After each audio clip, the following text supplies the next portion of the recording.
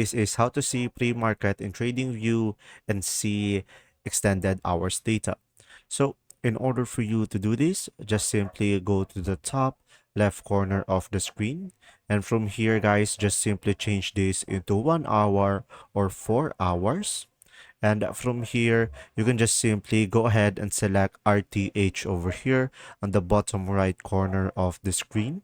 And from here, you can adjust the session into the extended trading hours, and from here you should be able to toggle it. And another one is just simply go to the top right corner of the screen, which is the settings, and from here you can toggle extended hours over here as well. And now another one is just simply go for the settings over here on the top right corner, and after that go for the symbol, and from here you will have the same options, and you can change the pre or post market hours backgrounds as well.